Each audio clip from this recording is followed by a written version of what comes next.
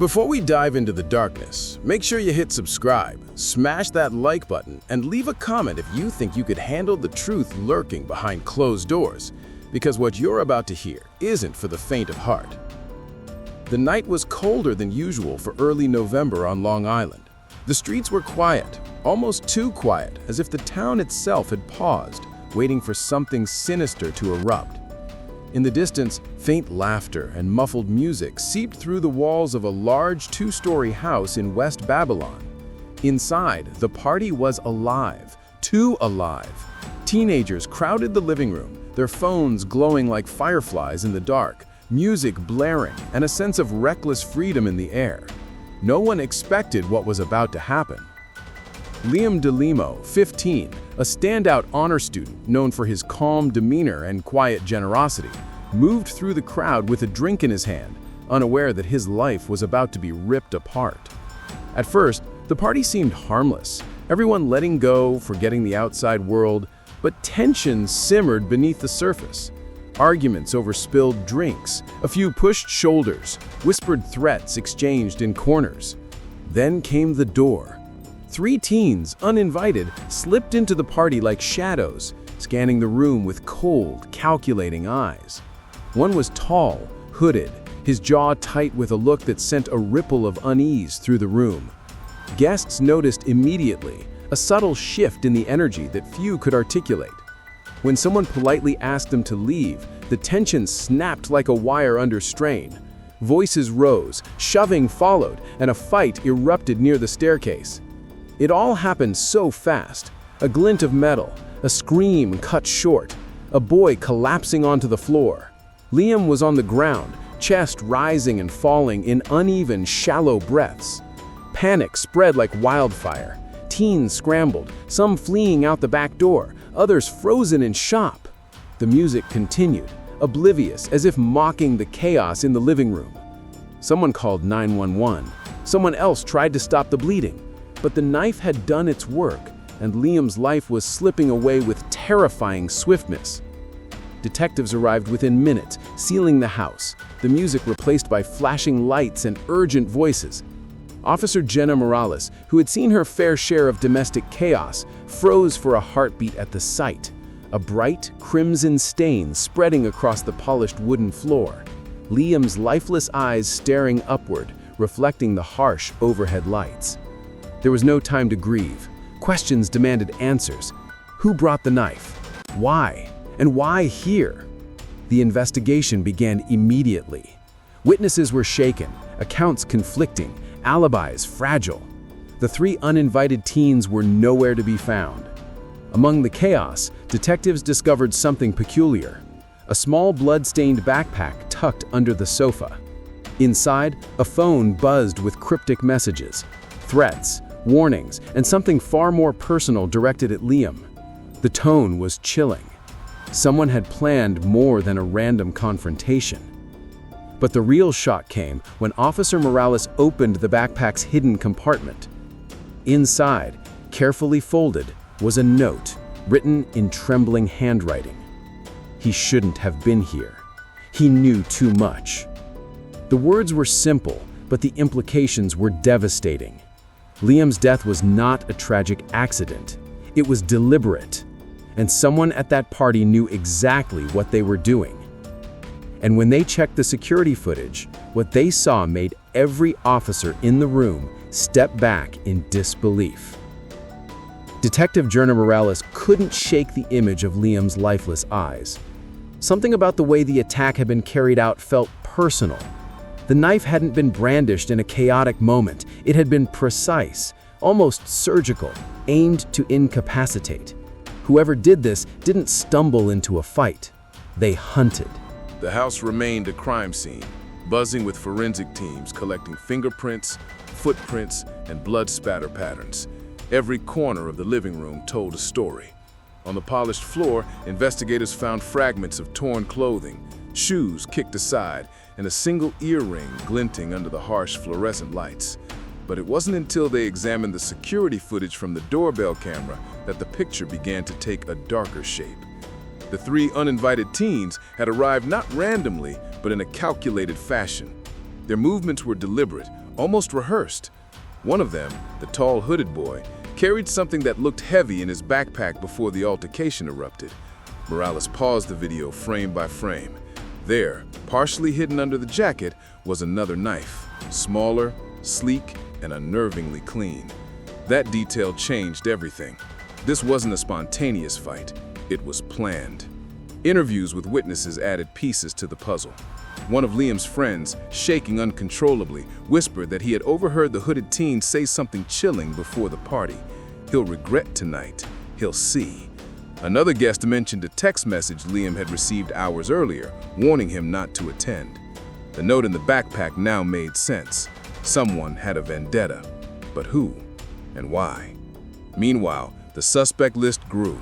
Investigators dug into social media, combing through posts, private messages, and pictures. It wasn't just a random conflict. The three intruders had tracked Liam's movements meticulously. Even more alarming was that some of the messages hinted at knowledge of Liam's personal life, family routines, friendships, and school secrets. This was someone who knew him intimately, someone who had studied him. Then came a breakthrough that shocked the detectives. Forensics matched fingerprints found on the knife to a 17-year-old from Syosset, a town 20 minutes away. His criminal history was minor, mostly petty thefts, but nothing violent. Morales felt a chill run down her spine. How could a boy with no record execute something so ruthless? And why target a well-known honor student like Liam? The investigation intensified.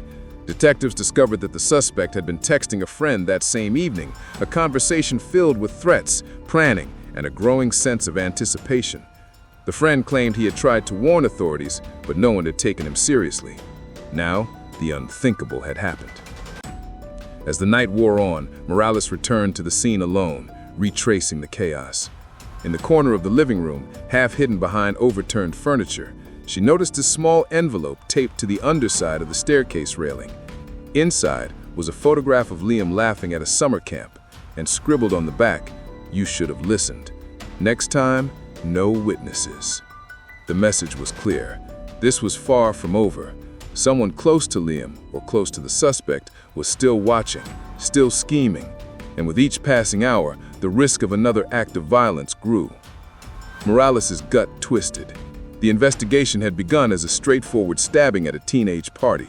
But now, as the walls of the West Babylon house seemed to close in, it was clear that the truth was far more sinister than anyone had imagined.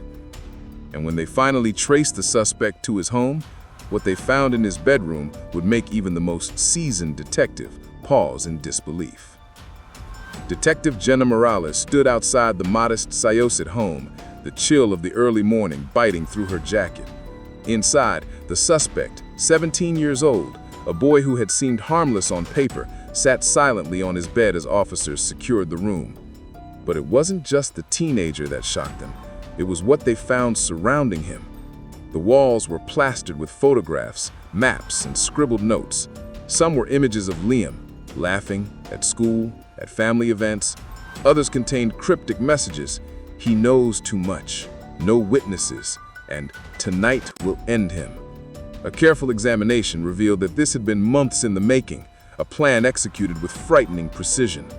Morales' stomach sank as she realized the boy had treated Liam's life like a chess game, and he had been waiting for the right moment to strike. The knife used in the attack was still in plain view on the desk, clean, polished, almost ceremoniously placed.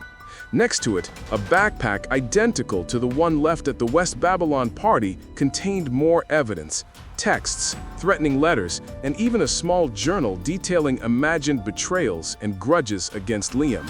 It painted a portrait of obsession, envy, and a mind capable of planning murder. Meanwhile, in West Babylon, the community reeled. Liam's friends and family were still grappling with the horror of that night. His mother, tear-streaked but resolute, demanded answers. The social host, still facing charges, spoke in hushed tones about the chaotic scene, the unexpected visitors, and the tragedy that unfolded in her living room. Every detail pointed back to one thing. This was no random act. Liam had been targeted, hunted. Morales went over every clue repeatedly, piecing together the final timeline. The uninvited teen had arrived with two friends to create a diversion. The plan was simple: isolate Liam, create chaos, and strike. The note found in the house, the texts, the photographs, they all confirmed that this was calculated, not impulsive. As the detectives interviewed the suspect, a startling revelation emerged. He confessed, but not out of remorse. Instead, he spoke coldly, detailing how jealousy and resentment toward Liam had built over months. Liam's academic achievements, his social ease, and the way others admired him had festered into a dark fixation. Every step had been carefully orchestrated, every witness considered, every escape planned. Morales felt a shiver run down her spine. But the final twist came unexpectedly. Hidden in a drawer, Morales found a list of names, other students who had unknowingly been involved in minor disputes with Liam, minor slights the suspect had cataloged. The note next to it read, "Next time, no one escapes. This isn't over." The chilling implication was clear. The danger hadn't ended with Liam's death. Someone else could have been next. As the sun rose over Long Island, the town seemed calm, almost serene, belying the terror that had unfolded just hours earlier. But Morales knew the truth. The shadow of that night would linger. Liam's life had been stolen in a moment of calculated cruelty, and the aftermath would haunt the community forever. They thought the killer had acted alone, that the case was closed. But months later, messages began circulating among the same circle of teens. Cryptic threats, mysterious notes, and whispered warnings. The story wasn't finished. And for those who think this tale ends here, remember, sometimes the most dangerous people hide behind ordinary faces. If you thought this story was intense, hit subscribe, because the world of true crime is darker than you can imagine, and the next story could be closer than you think.